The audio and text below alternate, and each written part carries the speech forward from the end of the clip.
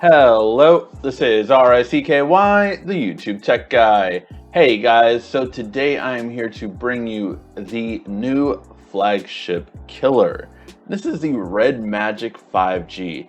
And I don't say this lightly, this really has taken the place of what OnePlus used to be by bringing the best specs you can get for a price cheaper than every other flagship. So let's get right down to it. This phone is $579 starting off, and for the higher model with 12 gigs of RAM, it's only going to be $649. So both models undercut the lower priced OnePlus 8 for the Flagship Killer moniker to be done away with. So this one really has been really amazing. Now, what do you get for those kind of specs though? So for one, you get the best screen on the market, period. Oh, 120 hertz refresh rate? That's nice. This has 144 hertz. Now, obviously not every game is going to get it, but I can tell you a lot of games have been optimized for it. And that has been, again, a lot dealing to redmagic software, along with the AMOLED display inside of it, but it really is impressive. Now, this is a 1080p display, so that is where you cut a few corners here. But again, I rather take a higher refresh rate with 1080p any day of the week, and it also does come with a really good battery life to back that up. 4,500 milliamps is really going to be good. And then you have, of course, DDR5 RAM, something that, again, the lower tier devices do not have in that same price range. This is DDR5, so it's going to be faster RAM, whether you get the 8 gig model or the 12 gig model, it is going to be very, very fast. You also have the best cooling system with an actual fan inside. Because this is a gamer-centric phone, it really does an amazing job at cooling. Even Linus Tech Tips was surprised by how good of a job. So again, really good on that part. Overall, with this phone, you have 128 gigs of storage on the entry-level model, 256 on the higher, both UFS 3.0, so extremely fast speeds in terms of what it can do and how it can move. With this, I have been very impressed by just how fast this is. This phone is faster than my S20, faster than my OnePlus Pro McLaren, and it really just is super smooth and quick. I have been impressed in that sense. Where things get kind of interesting is little shortcuts they had to take to get to this price range.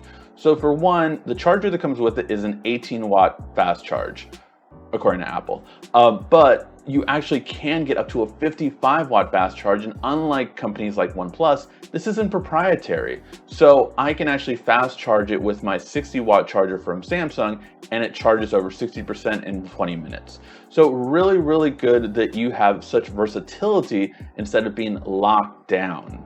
Now, not only that, the battery life has been actually pretty good. Obviously, depending on how hard you push it on gaming, when I play Call of Duty or Asphalt 9, it really is obviously going to drain it quicker. But overall, I've still been very happy with it in terms of how it's played out. I can get a full day of it. It's hard to judge, obviously, while in quarantine to see how much it could be out in the real world. But I can tell you the unlocked version does get 5G connectivity as well on T-Mobile, pretty comparable to what I have with my other two 5G phones of the S20 and McLaren from other brands. Now, the battery life is good even with that 5G connectivity. I've tried to have it on for the day, but where I think we need improvement on is the software. Now, the software is interesting. You have this switch that puts you into gaming mode, and it's again, very gamified in that sense where the fan turns on, you can kind of tune it the way you want it. And you have these really, really awesome triggers that you can customize however you want on games that don't normally let you put a controller input. So for Call of Duty, this is really good to shoot where you cannot use a regular controller in that game. Also, in other games, you really just can't customize it to where you want it to go and how you want to use it. So I really love it from a gaming aspect.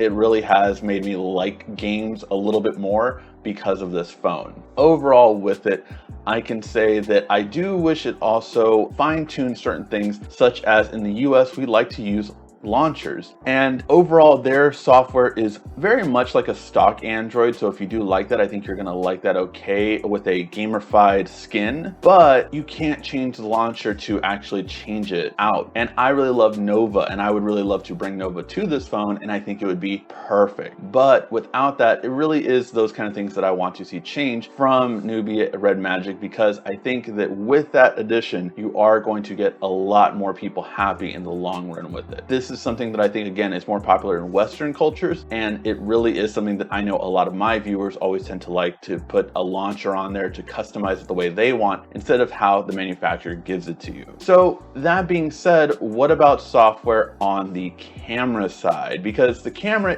has to be interesting, right? So this camera is an upgrade of the OnePlus 8 and OnePlus McLaren camera, but still one step slightly lower in comparison to the OnePlus 8 Pro. So in terms of camera, I think that is its weakest thing, but here's the thing, it's something that can easily be fixed with software. Now, what do I mean by that? I mean that I've actually installed the Google camera, the G camera, on this device, and it has really shown that with the right software, this camera can be worlds better. And again, this is easily the weakest part right now from it. If redmagic does do standard updates and really improves the software on the camera, it can be done very well. But as of right now, it really doesn't seem optimized. And that is one thing that I do have to say is, again, probably the weakest part of this phone. But when it comes to flagship killer moniker, that's always been the case. The camera hasn't been as good. It's been passable, but not as good. With this one, I can tell you with the G camera software inside of it, I would be fine with it. Like it really has taken really good looking photos with the G camera software. In terms of video, it's actually pretty respectable during the day, but at night is where it definitely makes a difference. Now, at night, I will also say in terms of the photo quality, it actually does beat out the OnePlus 8 in low light quality, but only in certain instances. Again, with the G camera, it blows it away. But overall, with the setup we have, I will say that video quality is going to be better during the day and not as good at night. Now, how do we bring this all together? Well, I think that this phone has really earned the name Flagship Killer and taken that title away from OnePlus, because it really has given everything we used to love about OnePlus and brought it into a device like this. Are there things missing from it? Yes. I think waterproofing, wireless charging, things that we begged OnePlus for years, is still missing from it. But at the same time, they were able to bring better specs than the OnePlus 8 in every way, and comparable specs to the OnePlus 8 Pro. Instead of charging $900 for it, they're charging $579. And that is something to really look at. I think if you're interested in a budget killer flagship quality level, not just a budget level phone, this is one that's right in between, and I think is going to be really worth your take to look. Let me know what you guys think in the comments section down below. Again, software I feel needs to be the biggest thing that redmagic has to improve upon with this device, but everything else, after all the software updates that I have gotten, which I've gotten 3 since I've gotten it, I would say I'm very impressed, and I want the Tony Stark color, the red and gold. They even call it Hot Rod Red. It looks so good. Take a look at it in the description down below. It really looks amazing. Let me know what you guys think in the comment section down below. Thank you as always for watching. This has been RICKY, the YouTube Tech Guy. Thank you for watching our video. If you liked it, why don't you go ahead and subscribe up there. Make sure you follow us on social media right here. And of course, check out our latest video up there. And right down here, you're going to find the perfect video for you. Or at least that's what YouTube tells me.